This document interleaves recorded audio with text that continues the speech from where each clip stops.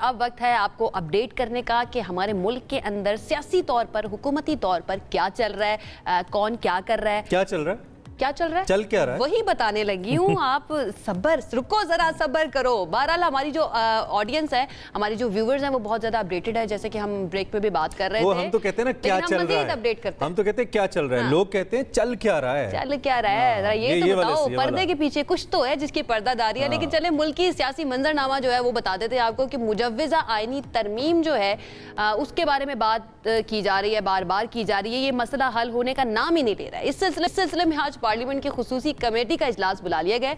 इस इजलास की सरबराही सैयद खुर्शीद शाह पीपल्स पार्टी के रहनुमा करेंगे, जिसमें इस आईनी तरमीम के मुसव्वदे पर हतमी मुशावरत की जाएगी। मुसव्वदे का मसला क्यों नहीं हल हो रहा है? मुसव्वदे का मसला, इस सेगमेंट का टाइटल है मुसव्वदे का मसला। खैर, इजलास में नून लीग, पीपल्स पार्टी, JUI समेत दीगर आम नुमाइंदे शामिल होंगे और देखते हैं इस पे इन कैमरा इजलास है। तहरीक इंसाफ के रहनुमा असद कैसर को भी इतला दी गई है, बैरिस्टर गौहर साहब हैं, उमर अयूब साहब हैं, उनकी भी शिरकत मुतवक्के है। डेवलपमेंट है वैसे कि PTI भी शामिल होगी, PTI शामिल तो वो हो रहे हैं। अब निगोशिएशंस कहाँ तक होती हैं, ये बड़ा अहम नुकता है। दूसरी जानिब कल जो एक अहम मुलाकात हुई वो नवाज शरीफ साहब और बिलावल भुट्टो के दरमियान हुई। It was a high level meeting. दोनों जो पार्टी रहनुमा एक दूसरे से मिले। बिलावल साहब ने एक्चुअली तारीफ की नवाज शरीफ साहब की पॉलिटिकल विजडम की। उन्होंने कहा कि हम आपकी एक्सपीरियंस के, तजर्बे की कदर करते हैं। फिर चार्टर ऑफ डेमोक्रेसी जो इनकी मदर ने former prime minister Nawaz Sharif साहब के साथ साइन किया था, उसका भी तस्करा आया बीच में कि उसको भी इंप्लीमेंट करने के लिए इकदाम करने। और दूसरी जानिब MQM भी अपनी कुछ रिजर्वेशंस रखती है। MQM कहती है कि यह वक्त है यहीं पे हम अपनी जो शराइत है वो भी मनवा सकते हैं। वो कह रहे हैं कि आपने आईनी तरमीम अगर करनी है ना, तो उसके अंदर हमारे पॉइंट्स जो है उनको भी आपको शामिल करना पड़ेगा। आर्टिकल 140A में भी वो कहते हैं कि आपको तरमीम करनी पड़ेगी। नून लीग और MQM जो है वो तैयार है। अब बाकी सियासी जमातें जो हैं उनको भी ऑन बोर्ड लेंगे, ये MQM की तरफ से कहा गया है।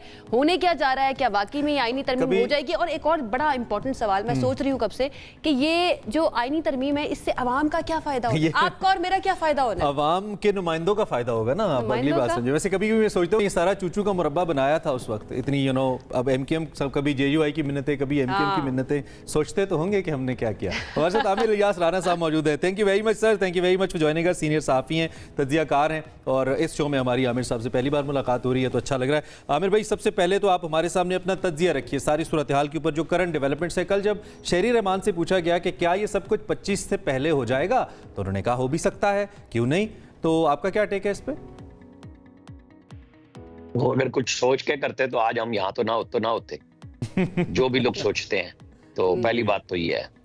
फिर MQM पे बात कर लें। MQM का लॉलीपॉप होगा और ज्यादातर यही होगा कि जी चूंकि मुसवदा तो बहुत बड़ा था और आपकी तजावीज भी आ गई हैं, तो इंशाल्लाह ये सिलसिला अब चलता रहेगा और उसमें हम आपकी तजावीज को नेक्स्ट स्टेप पे देखेंगे। फिलहाल जो बहुत जरूरी चीजें हैं हम उनको कर रहे हैं कि जैसे फेडरल कॉन्स्टिट्यूशनल कोर्ट है, वफाकी आईनी अदालत है, हम उसको बनाना चाह रहे हैं क्योंकि मुल्क बड़े मसाइल में है। सही। अच्छा, ये बात जो हम करते हैं ना कि आम आदमी का मसला, बिल्कुल ठीक बात है, लेकिन इशू ये है कि हमारे जजों ने भी आम आदमी के 27 लाख केस रखे हुए अपने पास। क्या आम आदमी उसमें नहीं आता कि हमारी अदलिया का सिस्टम ही सारे का सारा मैनिपुलेट हुआ है। आला अदलिया में जजेस आते हैं चैम्बर्स के साथ, चिटों के साथ, और फिर वो नीचे तक चली जाती है बात। आपका मॉनिटरिंग निजाम हाई कोर्ट का तकरीबन फेल हो चुका हुआ है, क्योंकि जब कहानी होती है तो ये हाई कोर्ट का काम है कि वो डिस्ट्रिक्ट एंड सेशन जजेस को चेक करे और सेशन जजेस नीचे सिविल, सीनियर सिविल जज सबको चेक करें कि भाई कितनी कंप्लाइंट। बिल्कुल अच्छा, आप बिल्कुल आमिर साहब, ये मसला तो डेफिनेटली हर तरह की मराहत तमाम जज साहिबान को हासिल है। बिल्कुल, आप बिल्कुल ठीक कह रहे हैं और बड़ी अच्छी बात कर रहे हैं। इसके ऊपर भी बात होनी चाहिए, लाजमी होनी चाहिए। सवाल सिर्फ ये है, इसकी टाइमिंग के ऊपर बात की जा रही है। क्या हमारे मुल्क के दीगर मसले जो हैं वो हल हो गए हैं? क्या हेल्थ का मसला हल हो गया है, एजुकेशन का मसला हल हो गया है, इकोनॉमी का मसला हल हो गया है? इस वक्त पे आके हुकूमत की सारी जो काविशें हैं, सारी उनकी एफर्ट्स जो हैं इन आईनी तरमीम के ऊपर लग गई है। ऑपोजिशन कह रही है कि हमने नहीं होने देनी, ये कह रहे हैं हम करवा के रहेंगे। तो बात सिर्फ टाइमिंग की हो रही है, इस चीज़ पे नहीं हो रही कि ये होना चाहिए या नहीं होना चाहिए। सबके अपने अपने इस मामले में राय हो सकती है, but the timing is very important. चले, मैं आपको इसकी मिसाल इस तरह देता हूँ, क्योंकि आपको आला अदलिया में आम आदमी नजर आया तो आप कहने लगी नहीं है मैंने इधर आना है। चले, इधर आप आती हैं तो मैं 1990 में ले जाता हूँ जब मोटरवे शुरू हुए। तो जो उस वक्त के नाक़दीन थे बिल्कुल इसी तरह कह रहे थे कि इस मुल्क को तो जरूरत ही नहीं है, और आज ये मुल्क बगैर मोटरवे के चलता नहीं। और जहां कमी है, हैदराबाद, सक्खर सब कह रहे हैं अब इसको क्यों नहीं मुकम्मल कर रहे, इसको शुरू करें और इसे मुकम्मल करें।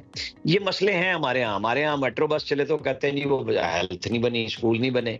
ये इश्यूज चलते रहते हैं। जब मसाइल बेपना हो तो जो चीज हो रही है उसके ऊपर बात हो जानी चाहिए। टाइमिंग के ऊपर तो हमेशा मसला है। तो 6 से अगर चल रही है बात कॉन्स्टिट्यूशनल कोर्ट की और आपने 18वीं तरमीम की, उस वक्त आपने नहीं किया, 63A या 62(1)(f) में आपको मार पड़ी, आपने सारी जिंदगी के लिए नाअहली ली, तो आपको जवाब में ताना दिया गया कि 63(2) आपको उड़ाने के लिए 18वीं तरमीम में कहा गया था, आपने नहीं उड़वाई।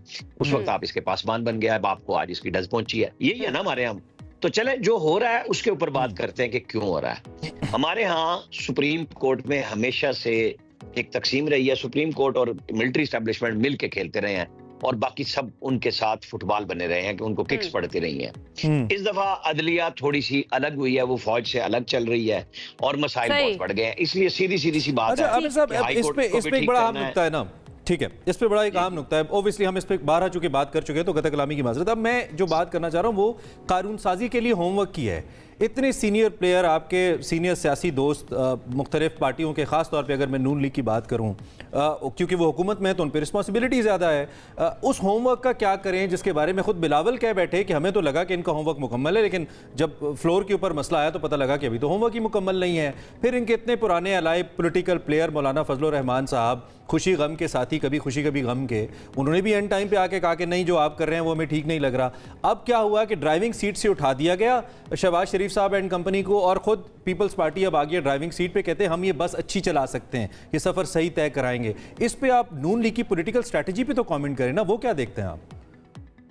तो आप मौलाना फजलुर रहमान पे पहले कर लेना, आपके पहले फिक्रे का दूसरा हिस्सा मैं पूरा कर देता हूँ कि वो कह रहे हैं तारा राम पम पम, कभी खुशी कभी चलती है सियासी जमातों में। मौलाना फजलुर रहमान के साथ पीटीआई ने क्या कुछ नहीं किया, आज वो उनकी इक्तदा में मुक्तदी बनी है, नमाजें पढ़ रही है, ठीक है।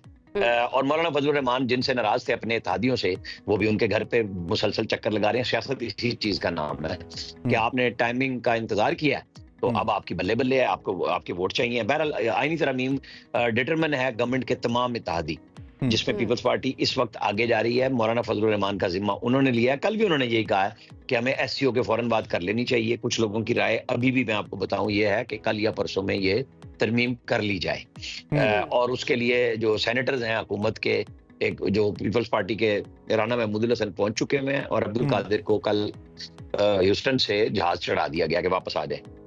हालांकि उन्होंने अभी न्यूयॉर्क जाना था। पीपीपी का लीडिंग रोल के अंदर आना इस आईनी मुसव्वदी की शक्ल को भी कुछ तब्दील करेगा, उस पर भी कुछ असरात होंगे अगर बिलावल इसको लीड करते हैं, वो टैग करते हैं। आप ये समझें कि ये सब मिलजुल के खेल रहे हैं।